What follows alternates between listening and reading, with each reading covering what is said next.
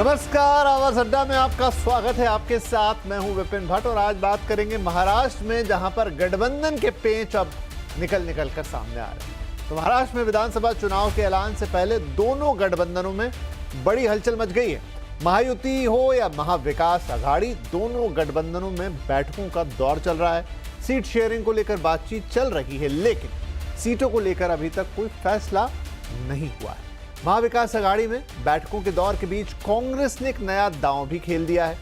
कांग्रेस महाराष्ट्र की सभी सीटों के लिए उम्मीदवारों का इंटरव्यू करेगी।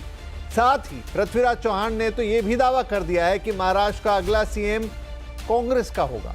वहीं महायुति लाडली बहना योजना को लेकर दम भर रही है। सीटों को लेकर यहां भी पेंच फंसा हुआ है। लोकसभा चुनाव में खराब प्रदर्शन के बाद महायुति के सामने कई चुनौतियां हैं।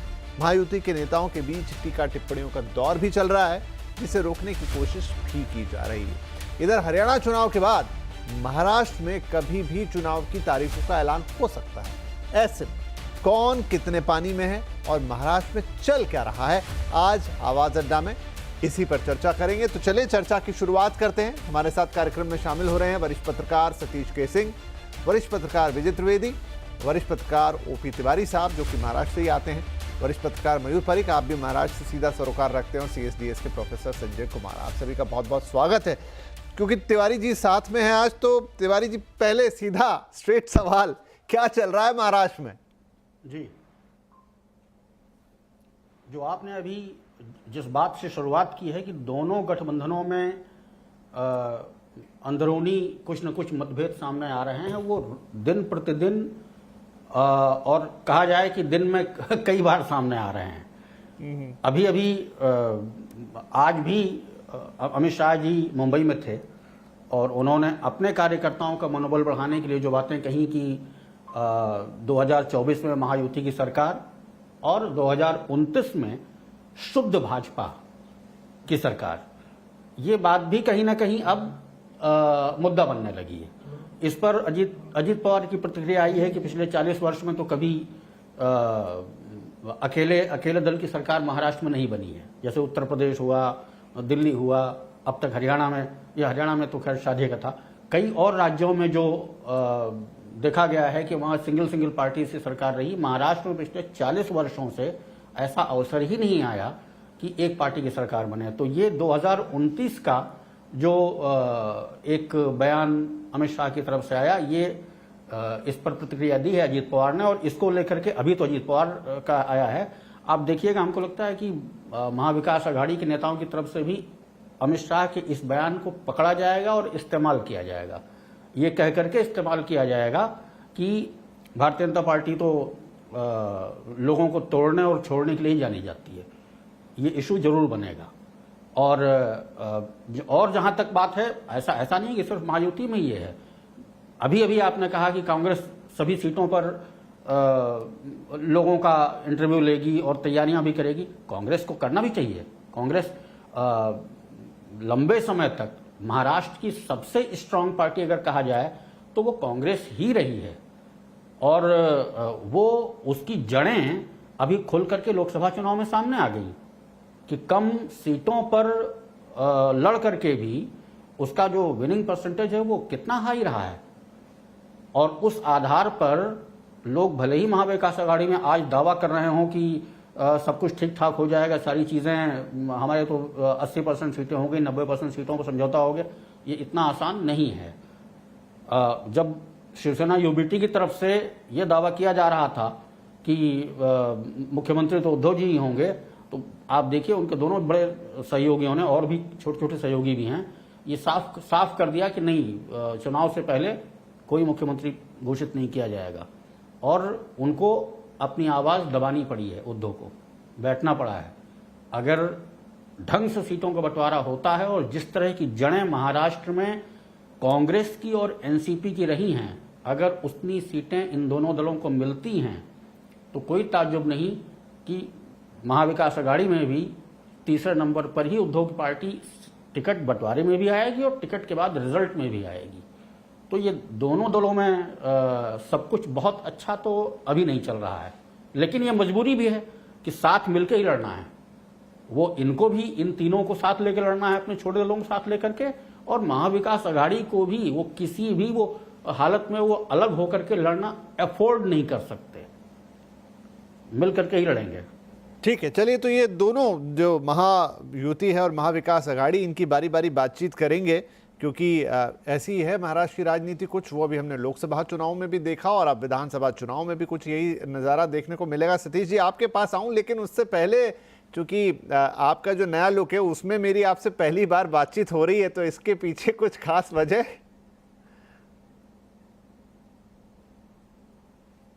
मौजी हूं तो मनमौजी है। और हमें क्या लग रहा है कि आपने महाराष्ट्र का जिक्र किया है तो वहां भी सब पार्टियां मनमौजी ही चल रही हैं। अब मेरा ऐसा मानना है कि अगर ये जो युति, एक युति है और एक विकास अघाड़ी है, अघाड़ी वाले अगर अभी तक उद्धव ठाकरे को डिक्लेयर कर दिए होते तो उनका जो एडवांटेज लोकसभा में दिखा था वो दुगना हो जाता। लेकिन मनमौजी सारी पार्टियां हैं, सबको अपना लगता है कि उसी का दम ज्यादा है ना। अभी भाई साहब कह रहे थे कि तीसरे नंबर पर उद्धव ठाकरे का सीट रहेगा सीट बंटवारे में। ऐसा होगा तो जो भी एडवांटेज बचा है वो उधर चला जाएगा यूटी में। जहां तक यूटी का सवाल है तो यूटी एक पार्टी, ये गठबंधन विरोधाभास का है, ये कॉन्ट्राडिक्शन का गठबंधन है। उसमें कौन दिल से है, कौन दिमाग से है, क्या चुनाव के बाद रहेगा, क्या होगा, ये कहा नहीं जा सकता। अभी बड़ा मुश्किल है। यही बात एमबीए में भी है। तो ये हौच पौच है। लेकिन हाँ, दो तीन बातें जो सामने आई हैं हाल के दिनों में, अभी एक इम्तियाज जलील साहब का बड़ा भारी मार्च, ट्रेनें लदी हुई नजर आती है।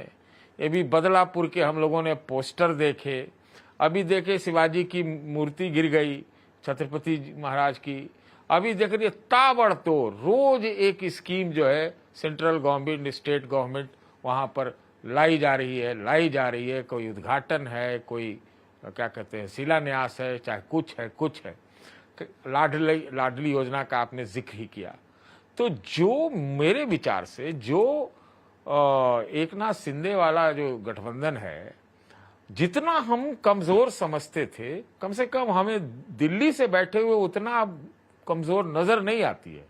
और जितना मजबूत ये विकास अघाड़ी वाले नजर आ रहे थे मुझे पहले, लोकसभा से पहले, एक बात याद रखिए विपिन जी कि पूरे हिंदुस्तान के रिजल्ट में लोकसभा में एकमात्र महाराष्ट्र स्टेट था जिसके बारे में एक सर्वसम्मति थी कि वहां जो है युति जो है, भाजपा वाली जो युति है, वो बहुत बुरी तरह मार खाने जा रही है और नतीजा भी यही निकला।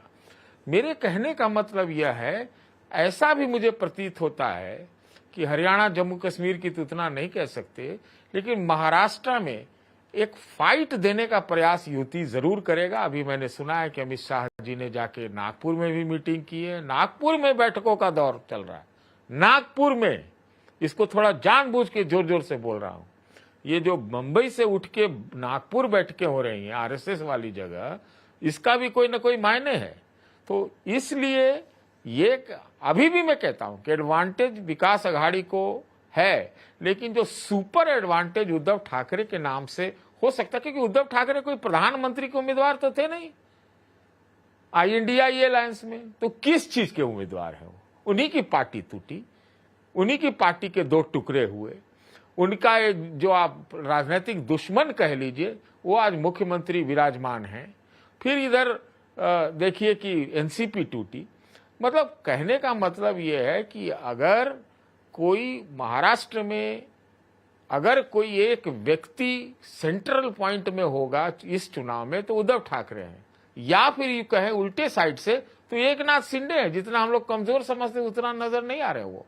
तो इसलिए मैं अभी कहूंगा कि 60 अभी भी विकास अघाड़ी के साइड में, लेकिन अब 40 जो है मेरे विचार से युति आ चुकी है, क्योंकि वो प्रयास कर रहे हैं, रफू कर रहे हैं, जोड़ रहे हैं कुछ। अब देखिए वो गौ माता वाली बात, तो ये सब प्रयास दिखते हैं कि ये प्रयास किया जाएगा कि एक फाइट बनाया जाए। तो ये तो मेरा पहला टेक है। जी ठीक है, तो प्रयास कर रहे हैं, देखते हैं अब प्रयास में कितना दम रहता है। मैं जाता हूँ मयूर परिक साहब के पास में, और बॉम्बे से ताल्लुक़ रखते हैं, और एक ज़माने में मेरे मित्र भी रहे, पता नहीं उन्हें याद है कि नहीं है, स्टार न्यूज़ में साथ में थे। तो मयूर भाई, बहुत पुरानी बात, लेकिन बॉम्बे के नज़रिए से आपसे सवाल पूछता हूँ, महाराष्ट्र के नज़रिए से, और वो ये कि जैसा अभी सतीश जी ने कहा कि महायुति जो है कोशिश कर रही, उन्होंने तो 60-40 का रेशियो रखा। अब महायुति को हमने बड़े चुनाव में भी देखा, मतलब लोकसभा के चुनाव में भी देखा, कुछ गलतियां जो बाद में तो लीडर्स एक्सेप्ट करते हुए भी नजर आए कि भाई हमने जो हाथ मिला लिया पवार साहब, अजीत पवार के साथ, वो गलत हुआ, भारी पड़ा, ये हुआ, सब कुछ है। तो देखिए ज़्यादा वक्त नहीं बीता है उस चुनाव को, और ये अगला चुनाव है। तो क्या लोगों की मेमोरी से वो हटा होगा? उसका इस चुनाव में किस तरह का परिणाम आएगा? हमेशा हम ये कहते हैं कि लोकसभा का चुनाव अलग होता है, और जब वही जनता राज्य के लिए वोट करती है तो अलग माइंडसेट होता है, लेकिन क्या होगा यहाँ पर महायुति का, जहां तक सवाल है? विपिन जी, आपकी पत्रकारिता तो हम बहुत लंबे समय से देखते रहे, उसके प्रशंसक भी हैं, लेकिन यहाँ हमारे वरिष्ठ सतीश के सिंह जी भी मौजूद हैं। जी न्यूज के जमाने से उनकी रिपोर्टिंग हम दिल्ली से देखते आए हैं। तो जो आपका प्रश्न है, देखिए, जनमानस अपना एक मन बनाता है, उनकी एक सोच होती है, वो एक दिशा में चलते हैं। अब देखिए, इस चुनाव के नतीजे, जो लोकसभा चुनाव के नतीजे आए हैं, वो बहुत सारी बातें कहती हैं। लोकसभा चुनाव के पहले महाराष्ट्र में कई सारे ऐसे इंसिडेंट्स हुए जो कि महाराष्ट्र के चुनाव में हिस्टोरिकल पॉलिटिकल मोड़ कहे जा सकते हैं। और जब लोकसभा चुनाव के नतीजे आए, उसके बाद सरकार ने फैसले लिए, लेकिन राजनीति में घुमाव नहीं आया। राजनीति में जब घुमाव आता है तो लोगों की सोच के ऊपर सीधा असर डालता है, और वोटिंग पैटर्न में एक बदलाव दिखता है। जबकि आप योजनाएं देते हैं, आप लोगों को परक्यूसिट्स देते हैं, पर्क देते हैं, उससे कुछ 1% लोग राइट लेफ्ट होते हैं। कुल मिलाकर के अगर पूरी बात का आप अंडरलाइन करके मैं एक लाइन में बताऊं, तो राजनीति घूम चुकी है, लोगों ने अपना मानस बना लिया। अब इस समय जो लोग नाराज हैं या जो फेंस पे बैठे हैं, उन्हें अपनी तरफ करने का प्रयत्न जो है वो भारतीय जनता पार्टी, एनसीपी और उसी के साथ जो है मुख्यमंत्री एकनाथ शिंदे कर रहे हैं। दो चीजें जो है वो बहुत ही खुलकर दिख रही है। मुख्यमंत्री एकनाथ शिंदे पूरे महाराष्ट्र में जगह जगह पर जा रहे हैं, खुद घूम रहे हैं, लोगों से मिल रहे हैं, जबकि अजीत पवार ने तो अपना कोट ही गुलाबी कर दी और वो पूरे के पूरे महाराष्ट्र में एकदम से दौरे पर। लेकिन बीजेपी या देवेंद्र फडणवीस जो है वो कोई बड़ी यात्रा लेके निकले हों, ऐसा नहीं लगता। बीजेपी में अभी भी बंद कमरों की मीटिंग चल रही है। इसका मतलब स्ट्रेटेजिक लेवल पे कहां पर हम विरोधकों की कमर तोड़ सकते हैं, कौन सी ऐसी एक्यूट जगह और प्लेसेस है जहां से वोट बैंक का एक चंक निकल गया तो सीट का परिणाम पलट जाए। एक बात साफ है, कम समय में आप जनमानस और लोगों की सोच नहीं बदल सकते, लेकिन अब आपके पास वो छोटे छोटे कदम है जिसका इस्तेमाल करके आप चुनाव के नतीजों में जितना ज्यादा बदलाव ला सकते हैं, वो करने की कोशिश जो है वो बीजेपी इस समय कर रही हो, ये मुझे यहां पर मुंबई से दिख रहा है। जी ठीक है विजय जी, अभी तो चुनाव दूर है, लेकिन उससे पहले की हलचल यहाँ मची हुई है। अब आपका जो देखने का नज़रिया होता है, चूंकि अभी मयूर भाई से बात हो रही थी, वो यहीं से देख रहे हैं, आप इस चीज़ को दिल्ली से देख रहे हैं, लेकिन राजनीति वही, देश वही, लोग वही। महाराष्ट्र की जहाँ तक बात है, तो अब महायुति, महाविकास, अभी महायुति पे सवाल हो गया, लेकिन महाविकास अघाड़ी की बात कहूँ कि चाहे वो दावा आ गया कांग्रेस की तरफ से कि मुख्यमंत्री तो हमारा होगा या हम सारी सीटों पे उतारेंगे, उद्धव साहब भी फिर उसके ऊपर कुछ कह रहे हैं। अब जो पार्टी लग रही है कि ज़्यादा बेहतर परिस्थितियों में है, स्थितियों में है, इसी राज्यसभा के चुनाव में, जैसे अभी मैंने मयूर जी से कहा कि लोकसभा राज्यसभा में अलग अलग मानसिकता रहती है, तो क्या जो एडवांटेज हमें पहले लोकसभा में वहाँ दिखाई दिया, इन्हीं परिस्थितियों में अब वही एडवांटेज राज्य के चुनाव में दिखाई देगा या फिर एक अलग थॉट होगा वोटर का? जी विपिन भाई नमस्कार। मयूर जी वहां पर बैठे हुए मुंबई में, तो उनकी बात पर तो ज्यादा वजन होना ही चाहिए। वहां से देख रहे सीधे सीधे ग्राउंड जीरो से, तो हम ग्राउंड जीरो पर भरोसा करते हैं। लेकिन आपने जैसे कही बात बिल्कुल टेलीविजन के जीसी स्टाइल में कहा कि लोग वही, चुनाव वही, महाराष्ट्र वही, लेकिन कहानी नहीं होती है ना। कई बार सीरियल्स में कैरेक्टर्स वही होते हैं, लेकिन कहानियों में ट्विस्ट आ जाता है बहुत बार। और महाराष्ट्र का चुनाव तो इतना इंटरेस्टिंग है कि यहाँ चुनावों में कौन पार्टी जीतेगी नहीं पता, लेकिन 6 चीफ मिनिस्टर अभी तय है। 3 महायुति की तरफ से तय है कि 3 लोग तैयार हैं जो बनना चाहते हैं चीफ मिनिस्टर, जो है महाविकास अघाड़ी की तरफ से। तो 6 चीफ मिनिस्टर के स्टेट वाले चुनाव तो बहुत इंटरेस्टिंग होंगे कि किस तरह से होना है, क्या होना है। अब कौन सी पार्टी का चीफ मिनिस्टर सबसे ज्यादा ताकतवर हो सकता है। लेकिन मोटे तौर पर अभी यदि लोकसभा चुनावों को देखें तो कांग्रेस और भारतीय जनता पार्टी 2 सबसे बड़ी पार्टी है जिनका है। लेकिन यदि विधानसभा चुनावों में देखें तो वही दोनों पार्टियों के अलावा जो 4 हिस्से हैं 2 पार्टियों के, एनसीपी और शिवसेना की, उनकी जो उम्मीदवारी है, उनकी जो दावेदारी है, उनका जो वजन है वो ज्यादा है। सीट कितनी ज्यादा किसको मिलेगी, हो सकता है बीजेपी को सबसे ज्यादा सीट मिले, महाविकास अघाड़ी में कांग्रेस को ज्यादा मिले, वो अलग इशू है। लेकिन ये इलेक्शन यदि महाराष्ट्र में विधानसभा के नतीजे से देखें तो एक तरफ शिंदे वर्सेस उद्धव ठाकरे के चुनाव के तौर पर मैं देखता हूँ। क्या उद्धव ठाकरे जो लोकसभा चुनावों में नहीं कर पाए, वो अपने वोटर को, अपने कार्यकर्ता को, अपने शिव सैनिक को वहां पर साथ ला सकते हैं? क्योंकि यदि अब भी ये मौका एक तरह से आखिरी मौका है शिवसेना के पास, उद्धव ठाकरे साहब के पास, कि वो शिव सैनिकों के साथ इस बात का दावा कर सके कि असली हकदार, असली दावेदार, असली वारिसदार वही है। तो उनकी लड़ाई है। और शिंदे साहब को तो नौकरी बचानी है महायुति में, तो उनको सबसे ज्यादा अच्छा परफॉर्म करना ही पड़ेगा कि वो किस तरह से परफॉर्म कर रहे हैं। अब क्या भारतीय जनता पार्टी में ये तय हुआ है कि शिंदे साहब के नेतृत्व में ही अगला चुनाव लड़ेंगे और जीतेंगे, तो फिर शिंदे साहब ही बनेंगे? इस पर बहुत सारी बैठक हो रही है अभी, जैसे नागपुर का जिक्र भी किया गया, तो वो एक मुद्दा हो सकता है। क्या अजीत पवार साहब के सपनों को आप कभी भी पूरा नहीं होने देंगे? या शरद पवार साहब, जिन्हें हम लोग राजनीति का महागुरु मानते हैं, वो कोई और खेल खेलना चाहते हैं? कांग्रेस में क्या नाना पटोले नहीं तो पृथ्वीराज चौहान या कुछ और लोग हैं जिनके सपने अभी देखना बाकी रह गए हैं? तो ये सारे मुद्दे तो है ही। लेकिन एक चुनाव तो ये तय करेगा, भले ही लोकसभा में नहीं हुआ, लेकिन विधानसभा में तय होगा कि शिवसेना की असली पार्टी या शिवसेना के असली नायक, हीरो, लीडर कौन है? उद्धव ठाकरे हैं या एकनाथ शिंदे हैं? यदि उद्धव ठाकरे इस बार भी अच्छा परफॉर्म नहीं कर पाते तो उनके लिए आगे के लिए सरवाइव करना थोड़ा मुश्किल हो जाएगा। अब शिंदे साहब की लड़ाई उद्धव ठाकरे से तो ज्यादा नहीं है, बीजेपी से ज्यादा चल रही है इस समय कि उनको कितनी ज्यादा सीटें मिल पाए। क्या वो इस सीटों की लड़ाई में जीत सकते हैं भारतीय जनता पार्टी से? ये उनकी एक्सरसाइज वहां पर हो रही है। कांग्रेस की एक्सरसाइज भी यही हो रही है कि उद्धव ठाकरे के साथ वो ज्यादा से ज्यादा सीटें हासिल कर लें। लेकिन अंडरस्टैंडिंग मुझे जो लगता है महाविकास अघाड़ी में उद्धव ठाकरे के साथ है कि यदि सरकार बनती है तो चीफ मिनिस्टर वहां होंगे। महायुति में कौन चीफ मिनिस्टर होगा ये थोड़ा अभी मुश्किल है, क्योंकि अब देवेंद्र फडणवीस साहब को आपने चीफ मिनिस्टर से डिप्टी चीफ मिनिस्टर बनाकर 4 साल चला दिया, तो क्या अब भी उनको वहीं रखना चाहते हैं? क्या भारतीय जनता पार्टी देवेंद्र फडणवीस साहब को दिल्ली भेजने का फैसला कर चुकी है? ऐसी बहुत सारी चीजें, उसके बाद जनता तय करेगी कि क्या उसका मानस है, क्या वो कैसे इस कहानी में। इसलिए मैंने कहा कि लोग वही है, चुनाव वही है, राज्य वही है, लेकिन कहानी नई हो सकती है, ट्विस्ट मिल सकता है। अब वो ट्विस्ट क्या होगा, इसको लोकसभा चुनावों की तरह से ही हम देखें, ऐसा मैं नहीं मानता। ये ब्रेक के बाद क्या होगा, मतलब इसको ब्रेक ही मान लें, अभी एक पॉलिटिकल ब्रेक चल रहा है। अब विधानसभा चुनावों के बाद, आप तो हमेशा बॉम्बे में रहते हैं तो नया ट्विस्ट देते हैं ब्रेक के बाद कहानी में।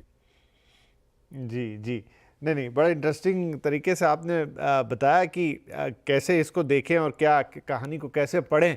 तो संजय जी, ये जो कहानी है वाकई इंटरेस्टिंग है, क्योंकि इसमें इतने जोड़ घटाव हैं, इतने सारे पेच हैं। और ये बात हम तब भी बोलते थे कि जब लोकसभा का चुनाव था कि पूरे देश का प्रेडिक्शन एक तरफ राज्य का, लेकिन महाराष्ट्र के लिए समझ नहीं आ रहा। हालांकि अभी सतीश जी कह रहे, किसी ने कहा था कि क्लियर था यहाँ का कि इसमें एक मत था कि कौन इसमें यहाँ आगे बढ़ेगा, पीछे बढ़ेगा, रहेगा। खैर, अभी जो आपका हिसाब किताब है, क्योंकि आप एक ट्रेंड दिखाते हैं हमें चुनाव से पहले कि किसका पलड़ा भारी और किसका पड़ला हल्का, तो अभी क्या कह रहा है, महायुति या फिर अघाड़ी, किसका पड़ला भारी है? और उसके फिर कारणों में तो हम बातचीत कर ही रहे हैं।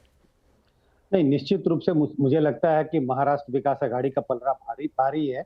लेकिन अगर आप 6 पार्टियों को अलग अलग देखने की कोशिश करें, पार्टियां तो अलग अलग चुनाव नहीं लड़ेंगी, लेकिन सिर्फ अगर नजरिए से चुनाव को विश्लेषण करने के हिसाब से देखें तो इसमें निश्चित रूप से बीजेपी सबसे इस वक्त आगे दिखाई पड़ती है इंडिविजुअल पार्टी के रूप में।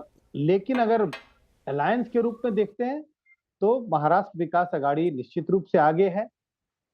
सवाल यह है कि क्या ये आगे रहेगी, कितनी आगे रहेगी, और महाराष्ट्र में जो युति है वो कितना पिछड़ेगी या कितना आगे निकल सकती है। बहुत कुछ निर्भर करता है हरियाणा के चुनाव के नतीजे कैसे होंगे। अगर हरियाणा के चुनाव में बीजेपी पिछड़ जाती है, हार जाती है, तो बीजेपी पर बहुत दबाव पड़ेगा उनके अपने साथियों का सीट बंटवारे को लेके। मुझे लगता है पहला पड़ाव है सीट का बंटवारा। दोनों पक्षों के बीच में सबसे पहला पड़ाव है सीटों का बंटवारा करना। तो उस पड़ाव को पहले कौन बिना मनमुटाव के पार कर पाता है, इसके बाद दूसरा पड़ाव होता है कि ठीक है आपको 80 सीटें दी लड़ने के लिए, लेकिन वो 80 सीटें कौन सी होंगी। तो अभी समय बहुत है, बहुत का मतलब 2-3 महीने तो है, महाराष्ट्र के चुनाव में 2 महीने, तो अभी कई चीजें बदलेंगी। इस वक्त मुझे लगता है कि मेरे हिसाब से तस्वीर साफ है, महाराष्ट्र विकास आघाड़ी ने युति पर लीड बनाई हुई है। जी ठीक है।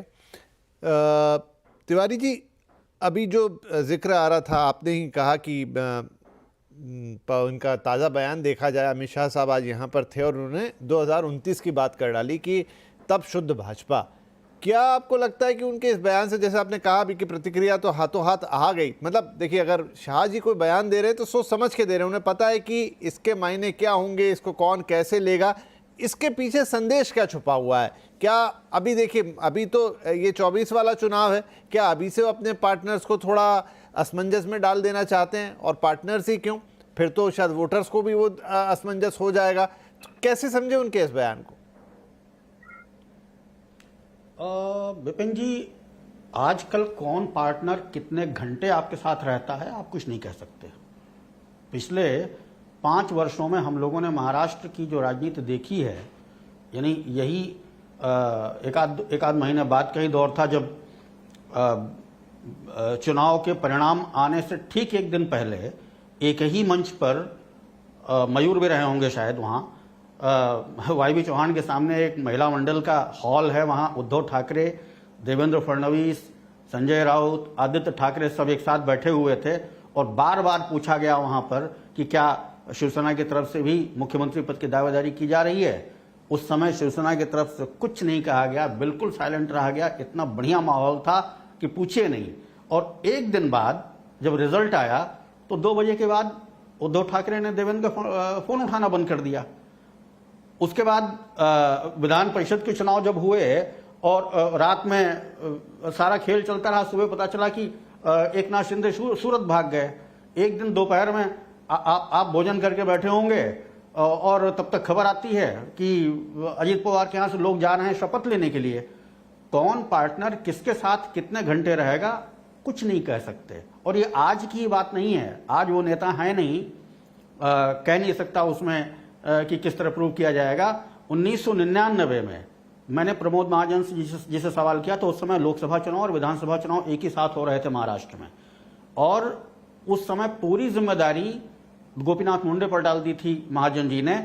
तो एक बार कहीं मिल गए, मुझे बाहर कहीं मिल गए, अयोध्या में हमें टकरा गए। वो लोकसभा चुनाव हो गया था और विधानसभा भी हो गया था, यहाँ पे वो दूसरी जगह का प्रचार कर रहे थे। तो मैंने पूछा कि किसकी सरकार बनने जा रही है। उनके शब्द थे कि जिन 2 पार्टियों को मिला करके 145 की मैजिक फिगर मिल जाएगी उसकी सरकार बन जाएगी। मुझे वो आश्चर्य हुआ। मैंने कहा ऐसा कैसे हो सकता है, क्या कांग्रेस एनसीपी और भाजपा मिल सकती? बोले मिल सकती है। शिवसेना, यानी उस समय भी शिवसेना और भाजपा की ही सरकार बनेगी, इसको लेकर के प्रमोद महाजन पूरी तरह निश्चित नहीं थे।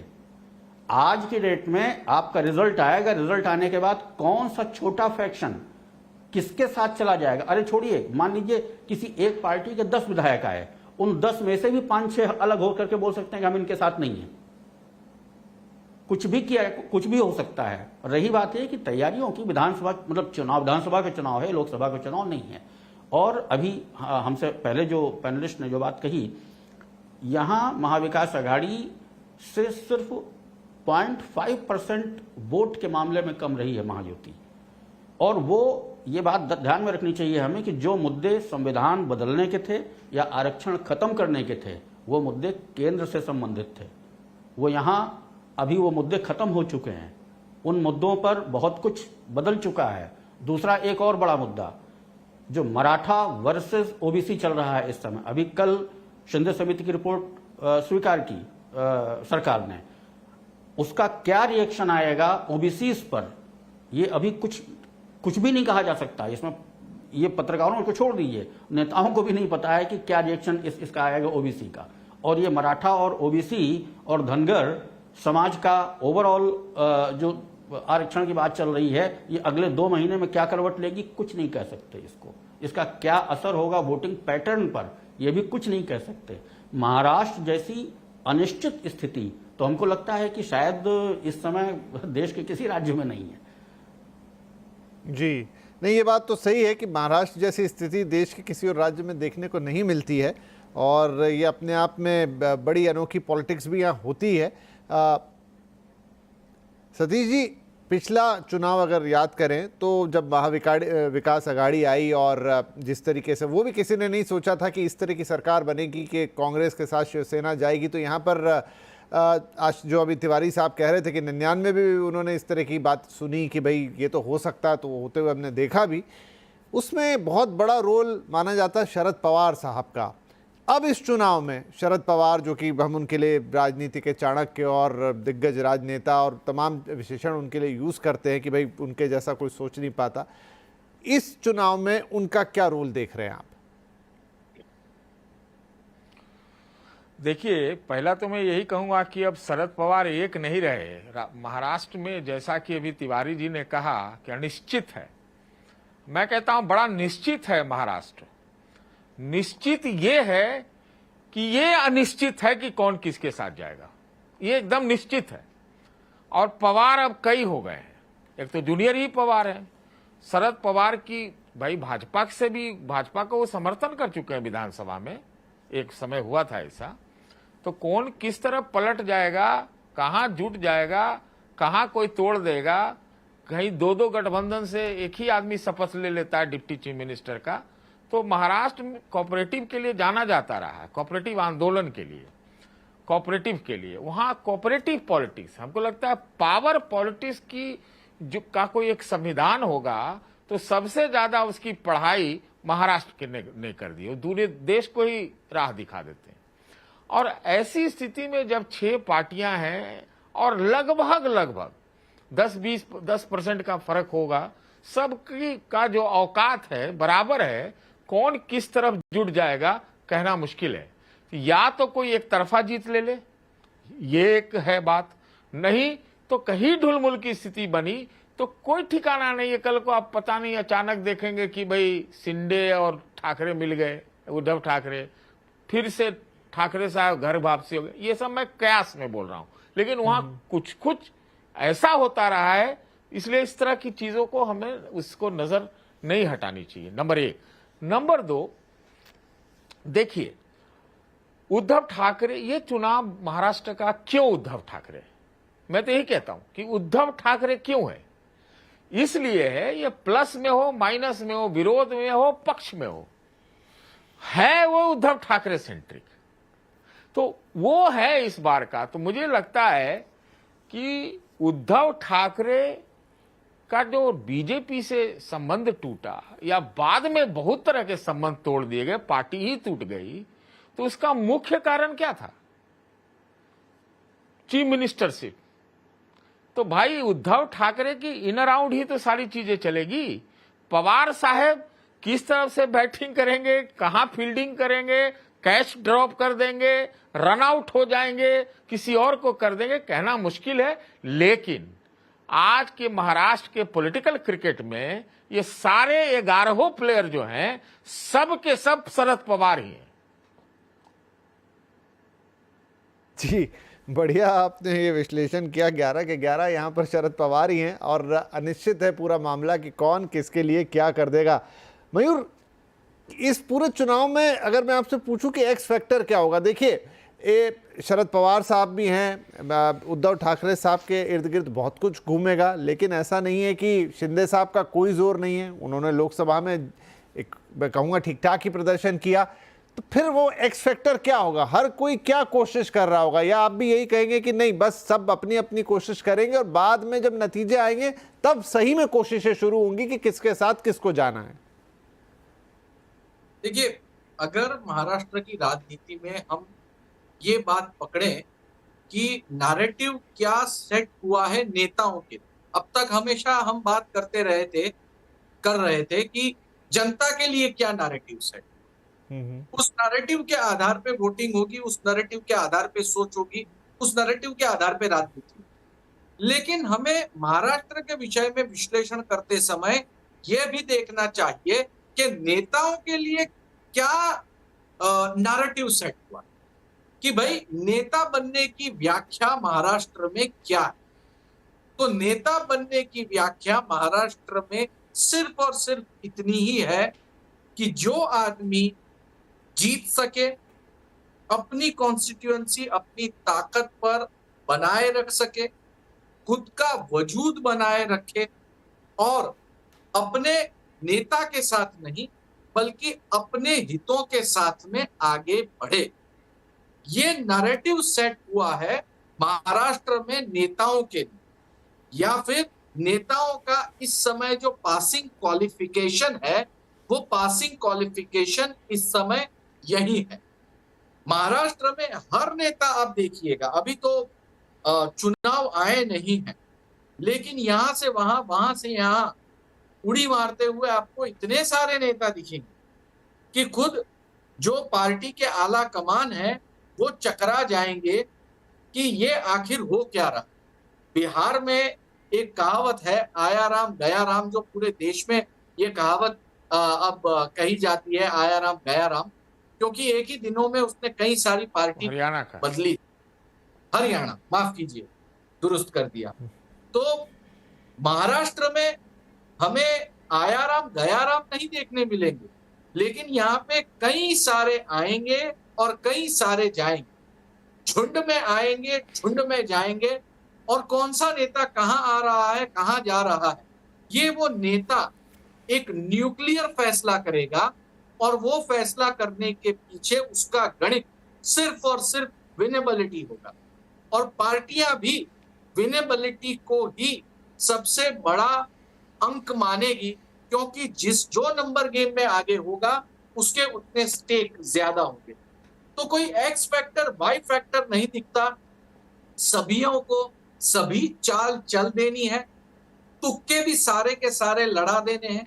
कौन सा तुक्का काम कर जाए, कौन सी स्कीम काम कर जाए और कौन सा नेता किस इलाके में चल जाए, कौन सा मुद्दा जो है ओपी जी ने यहाँ पर बताया था, ओबीसी वाला मामला, बीजेपी को बहुत अधिक कमजोर आंकना, ये सबसे बड़ी गलती। देखिए, मुझे शरद पवार जी के बारे में इतना तो पक्का पता है कि शरद पवार जी जो हैं वो पूरे के पूरे महाराष्ट्र में एक नंबर की पार्टी जो है वो बनाकर आगे बढ़ने का उनका कोई लक्ष्य नहीं। उनका लक्ष्य इतना है कि मेरी इतनी सीटें आनी चाहिए कि चाहे सरकार किसकी भी बने, बिना मेरी सहायता के कोई भी सरकार। वेरी क्लियर, उनका केआरए की रिजल्ट एरिया, उनका नैरेटिव जो है वो इसी डेफिनेशन के आसपास घूम रहा है। और इसीलिए अपने अपने एजेंडा, अपने अपने टारगेट्स और इसी पर राजनीति आगे चल रही है। ठीक है विजय भाई, ये बताएं कि जैसे मयूर कह रहे हैं कि बीजेपी को कम आंकना नहीं चाहिए, आप उन्हें मतलब आउट करके ना चले। अब जो लोकसभा चुनाव में हुआ वहाँ जो गलतियाँ हुई और बड़ी ऑब्वियस टाइप की गलतियाँ हुई जो खुद स्वीकार करते हुए नेता लोग नज़र आए, तो क्या इस बार अब अमित शाह साहब यहाँ हैं, नागपुर में बैठकें हो रही हैं या अलग अलग जाके वो सबसे मिल रहे हैं, कौन सी वो चीजें हैं जिसको वो करेक्ट करना चाह रहे होंगे? क्या जो थोड़ी देर पहले मैंने बयान का जिक्र किया उसको उससे जोड़ के देखूं? अब वो अजीत पवार साहब वाली जो चीज़ है, जो हाथ मिलाया, जो लोगों को बहुत पसंद नहीं आई, वो ये जान भी रहे होंगे और समझ भी रहे होंगे, लेकिन एकदम उसका क्या कर ले? तो क्या चल रहा होगा बीजेपी के अंदर, किस तरीके से वो अपनी स्ट्रेटेजी बना रहे होंगे? अगर इस पे आप कुछ बात हमें बता पाएं। नहीं विपिन भाई, बीजेपी को कम आंकने वाली बात मैं तो नहीं समझता कि कोई भी सोच रहा होगा। बीजेपी को कम आंकने की कहीं पर भी आवश्यकता नहीं होती, भले ही वो खुद ही परफॉर्म ठीक से ना करे, उसके बाद भी हम लोग उनको कम नहीं आंकते, समझे? तो और जब अमित शाह जिसको पूरा देख रहे हो चुनाव को, तो उसकी वो अमित शाह का चुनाव को ऐसा होता है जैसे यश जौहर की फिल्म हो या यशराज चोपड़ा की फिल्म हो या आज की तारीख में हमारे जो करण जौहर साहब है, कि उनका नाम ही काफी है, तो फिल्म थोड़ी तो चली जाती है, 4 हफ्ते तो चली जाती है ना। तो इसलिए बीजेपी को कम आंकने की बात नहीं है। अभी तिवारी साहब ने प्रमोद जी का जिक्र किया था, तो मुझे याद आई बात कि प्रमोद जी से यही सवाल मैं पूछ रहा था। तो एक बार उन्होंने कहा कि भाई आप लोग ये जो कहते हैं कि विचारधारा, तो बोले किसी भी पार्टी की विचारधारा अलग नहीं है देश में। सब पार्टियां, देश की सारी पॉलिटिकल पार्टी देश का ही तो विकास करना चाहती है, राज्य का विकास करना चाहती है। तब बताइए इसमें क्या फर्क है, कोई भी किधर आ जाए। और इसलिए महाराष्ट्र में मुझे कोई अनिश्चितता कहीं पर नहीं दिखती है इस चुनाव में पूरे में। निश्चित है सब लोग सरकार बनाने के लिए तैयार हैं, जिसके साथ सरकार बने उसके साथ जाने को तैयार हो सकते हैं। उसमें कहीं पर भी कोई ऐसी विचारधारा की परेशानी मुझे नहीं लग रही। और फिर से वहीं पर मैं आता हूँ कि पहले जो हमारे सीरियल चला करते थे प्लेटफॉर्म पे, जीईसी पर, जनरल एंटरटेनमेंट चैनल्स पर, उसमें क्या था कि विलेन रोल जो लीडर है या एक चरित्र अभिनेता है, उनके रोल फिक्स होते थे, आप उनकी पहचान कर सकते। लेकिन अब जमाना आ गया ओटीटी का। ओटीटी में जो है कैरेक्टर आर्टिस्ट ही विलेन भी हो सकता है। वो कब ट्विस्ट लेगा ये आपको पता नहीं होता। मुझे लगता है जो ओटीटी की सीरीज लोग आजकल बना रहे हैं वो महाराष्ट्र की राजनीति को ज्यादा गंभीरता से ले रहे हैं और उनके कैरेक्टर्स को स्टडी करके वो अपने एपिसोड्स बना रहे हैं, इसलिए वो ज्यादा रियल लगते हैं,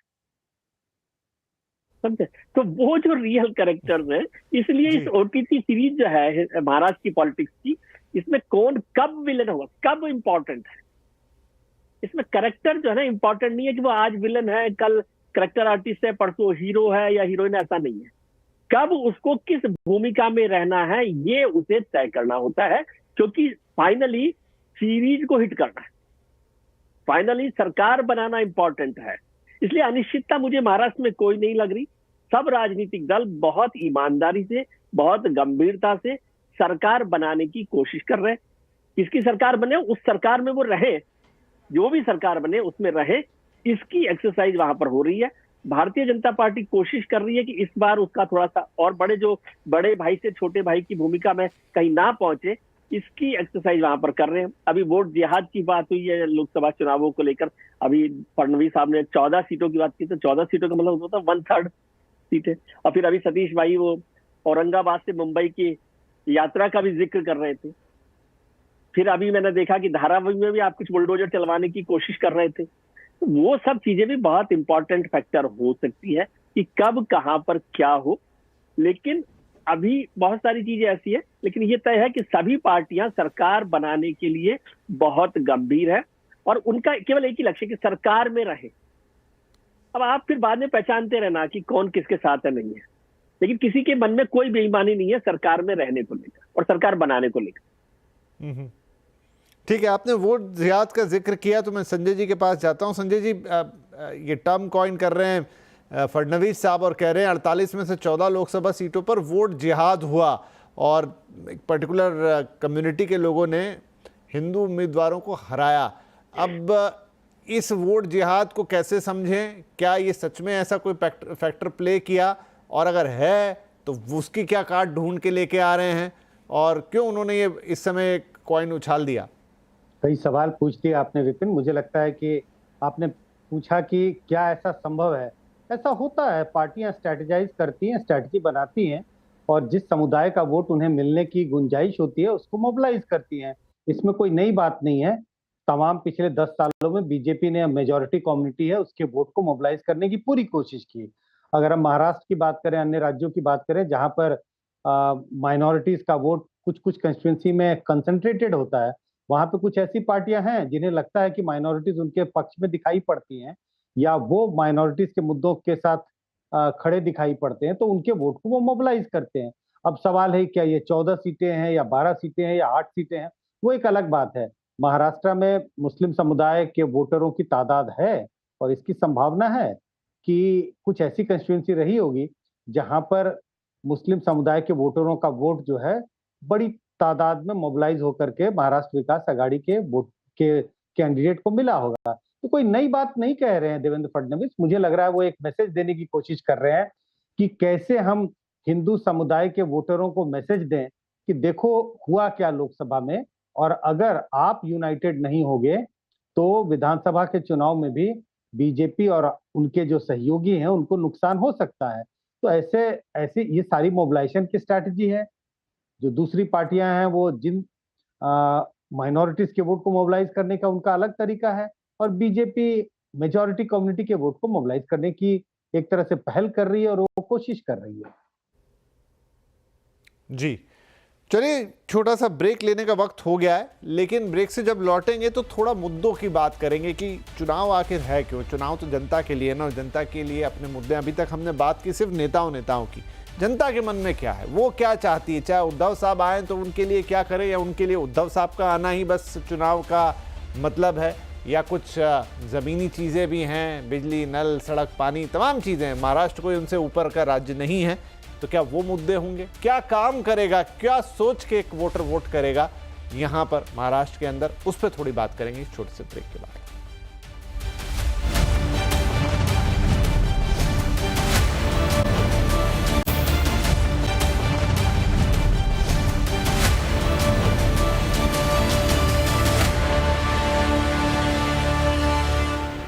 वेलकम बैक। बात हो रही है आवाज अड्डा में आज महाराष्ट्र की राजनीति की, कि जल्द ही यहाँ पर भी अब चुनाव होने वाले हैं, और उससे पहले पार्टियों के बीच गठजोड़, तोड़ मरोड़, व्हाटएवर यू कैन से, जो भी है जोड़ तोड़ शुरू हो गई है। और यहाँ महायुति है, महाविकास आघाड़ी है, और उनके अंदर भी काफ़ी कुछ है। लेकिन इन सबके ऊपर है, या इन सबके साथ है एक जनता जिसको इस चुनाव में वोट करना है। उसके मन में क्या है, उसका मानस क्या है, वो क्या चाहती है।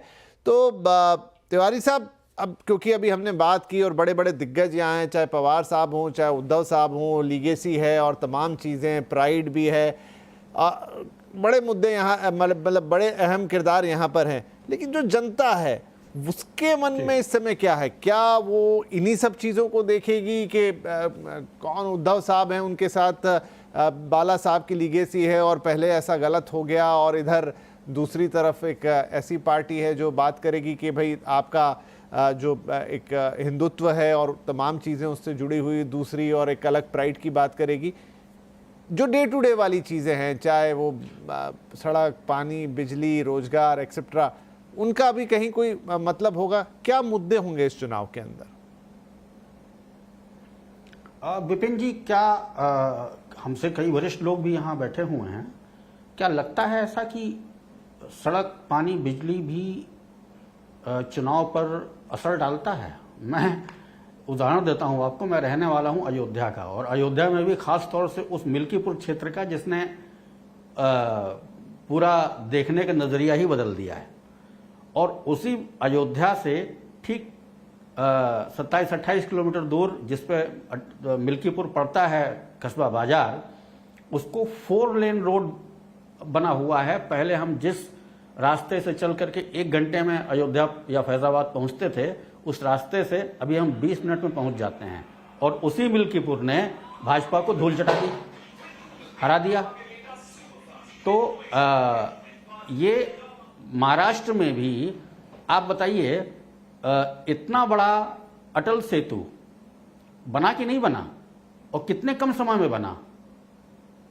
आप समृद्धि महामार्ग, दोनों राजधानियों को जोड़ने वाला, लोकसभा चुनाव से पहले 80-90% तो पूरा ही हो चुका था ना। गडकरी जी का काम, गडकरी जी बीच बीच में अपनी ही पार्टी को कहीं ना कहीं फंसा दिया करते हैं अपने वक्तव्यों से, वो अलग बात है, लेकिन गडकरी जी का काम तो पूरे देश में दिखाई देता है ना। तो ये सड़क, पानी, बिजली, ये बिजली को ही ले लीजिए, बहुत से ऐसे राज्य हैं उत्तर प्रदेश में भी जहां 4 घंटे बिजली आती थी, 6 घंटे आती थी, आज 6 घंटे जाती है। अगर लोग इस चीज को ध्यान में रख करके वोटिंग करते होते तो हमको लगता है कि देश कब का बदल गया होता। आज भी अब दूसरा मुद्दा आइए, लीगेसी की बात करिए। अगर लोगों ने लीगेसी को ध्यान में रख करके किया होता तो शिंदे को तो एक सीट भी नहीं मिलनी चाहिए थी। शिंदे का जो विनिंग परसेंटेज है वो तो उद्धव से ज्यादा ही है ना। इसका मतलब है कि और उद्धव मुंबई में जो सीटें जीते हैं उसमें निश्चित रूप से देवेंद्र फडणवीस का वो जो 14 सीटों की बात कर रहे हैं कि 14 सीटों पर वोट जिहाद हुआ है, उसमें वो सीटें कुछ सीटें मुंबई की भी शामिल हैं जहां एक तरफा वोट, एक तरफा शिवसेना के पक्ष में गया है, एक विशेष समुदाय का वोट। और वहीं जो मराठी वोट थे वो शिंदे के साथ रहे हैं। और ये तो विधानसभा का चुनाव है, वो तो लोकसभा का था, वहां प्रधानमंत्री कोई महाराष्ट्र का आदमी बनने ही वाला नहीं था, वो दूसरी चीज थी। यहां जब विधानसभा का चुनाव होता है या कारपोरेशन का चुनाव होता है तो महाराष्ट्र ही नहीं किसी भी राज्य में मतदाता ये देखता है कि हम किसके पास आसानी से पहुंच सकते हैं, किससे अपना काम कह सकते हैं। और ऐसी स्थिति में एडवांटेज रहता है उस कैंडिडेट के लिए जो दो टर्म या 3 टर्म का विधायक रहा है और एक्टिव भी रहा है। एंटी इनकम्बेंसी भी होती है उसकी, लेकिन उसके एहसान भी बहुत से लोगों पर हो चुके होते हैं। और उस स्थिति में देखा जाए तो आज 55 में से जो सीटें 56 जीत के आए थे पिछली बार 2019 में, उसमें से 40-41 लोग उद्धव के साथ में हैं, 15-16 लोग ये शिंदे के साथ में, 40-41 और 15-16 लोग उद्धव के साथ में हैं। उनको नए कैंडिडेट ढूंढने पड़ेंगे। अभी इस चुनाव में देखने के लिए यही स्थिति अजीत पवार के साथ में है। देवेंद्र फडणवीस के साथ करीब 115 के विधायक हैं। तो ये जो मुद्दा है कि हम वोट किसको देगा, वो किस चीज पर वोट देगा, ये कोई लेगेसी भी महत्व तो नहीं रखती है। और विधानसभा चुनाव में और विकास का जहां तक सवाल है, लोग व्यक्तिगत हित देखते हैं। जैसे नेता आजकल व्यक्तिगत हित देखने लग गए हैं, वैसे ही आम जनता भी व्यक्तिगत हित देख करके चलती है। कोई राज्य का हित या देश का हित देख करके और वोट डालने नहीं उतरता है कि हाँ इन्होंने सड़क बनवा दी, पुल बनवा दिया या बहुत बिजली आ रही है तो हम इनको वोट दे दें।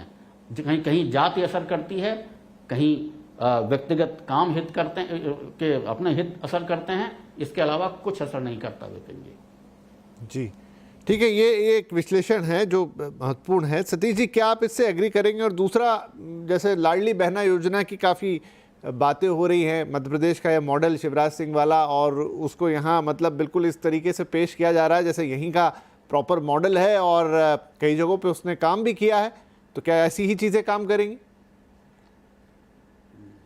देखिए, बिजली, सड़क, पानी, व्यक्तिगत हित का जो मदद, जैसे मुफ्त राशन आदि आदि, क्यों मुफ्त राशन या लाडली योजना क्यों दी जाती है? रेवड़ी जिसको आप कहते हैं, क्यों दी जाती है? कहीं न कहीं बेरोजगारी, महंगाई आदि आदि का, या जो बड़े बड़े विकास होते हैं, सेतु, समृद्धि मार्ग, वो हमसे अगर संबंधित नहीं है तो हमको क्या मिलेगा भाई? लाडली, लाडला, मुफ्त राशन। तो काम कैसे नहीं करता है?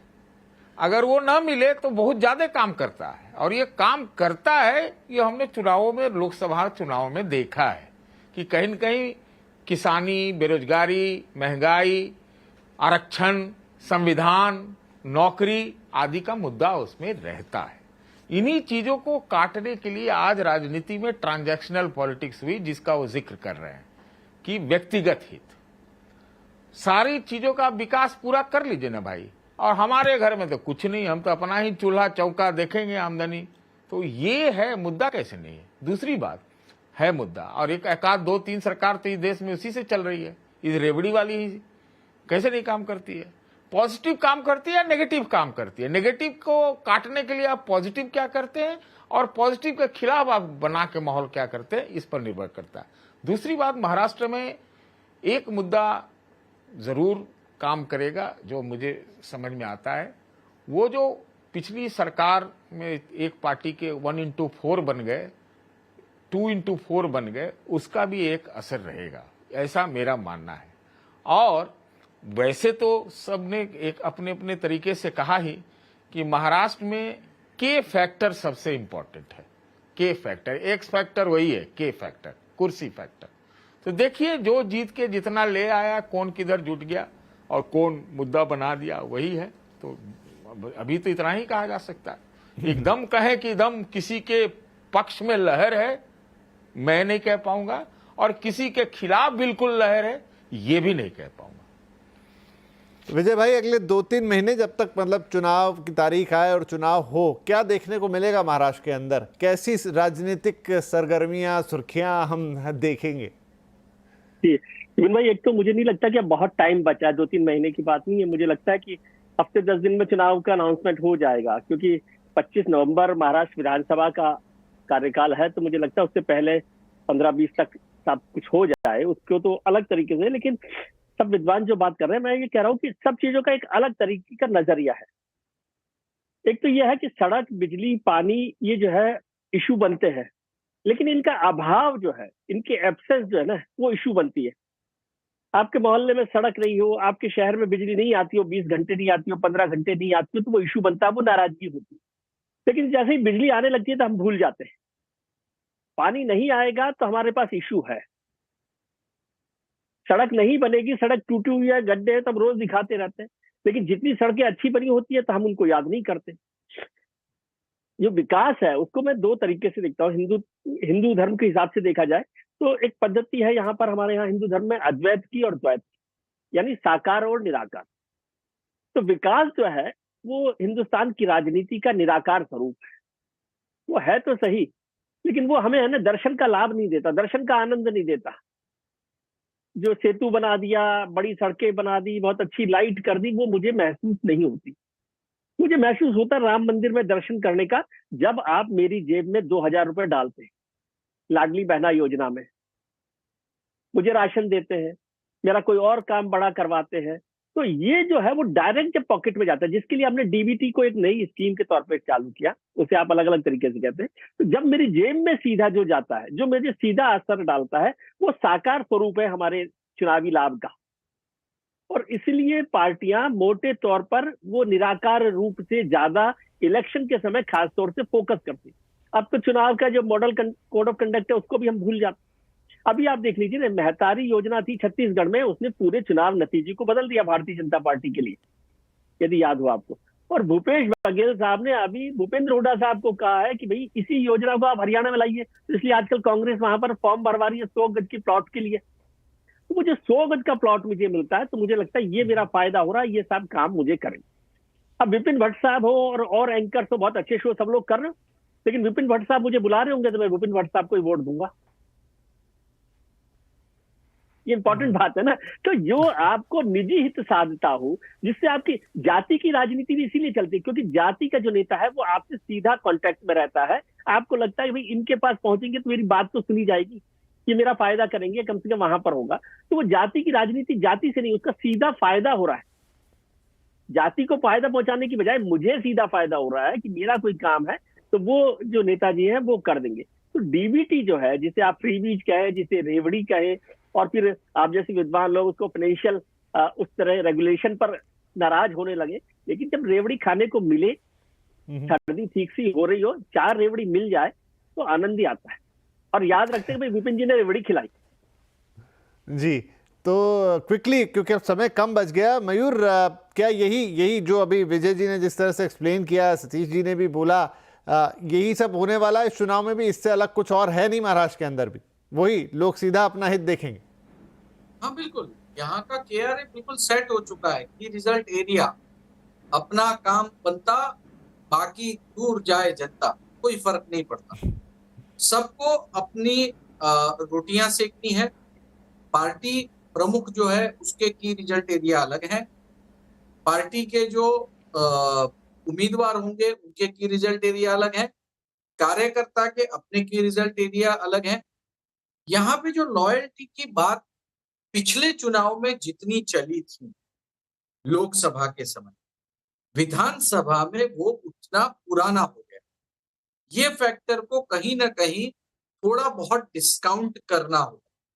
लाडली बहन योजना का असर होगा, ये बात निश्चित है, क्योंकि अब तक 3 हफ्ते निकल चुके हैं और अभी भी कई सारी महिलाएं इस योजना का लाभ लेने के लिए फॉर्म भर रही हैं।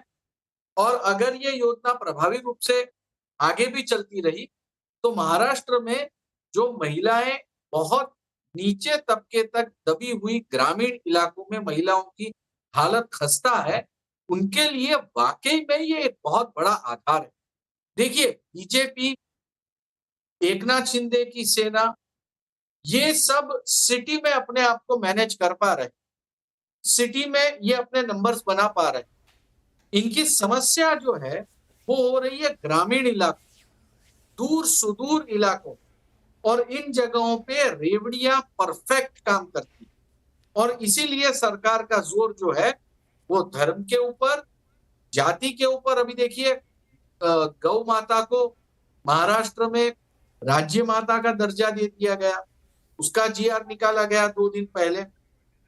तो इस प्रकार से महाराष्ट्र की जो राजनीति है उसमें जी, रेवड़ियां। तो मयूर भाई, क्योंकि समय समाप्त हो गया इसलिए आपको बीच में रोक रहा हूं। हालांकि महाराष्ट्र पर अब लगातार हम कार्यक्रम तो होते ही रहेंगे, डेट्स आने का इंतजार है, लेकिन बहुत इंटरेस्टिंग है पूरे महाराष्ट्र की राजनीति। आज तो हमने सिर्फ एक पहला पन्ना या दूसरा पन्ना पलटा है। अब जैसे जैसे चुनाव करीब आएंगे पन्ने और पलटते जाएंगे और उसमें से और रंग और शब्द निकलेंगे।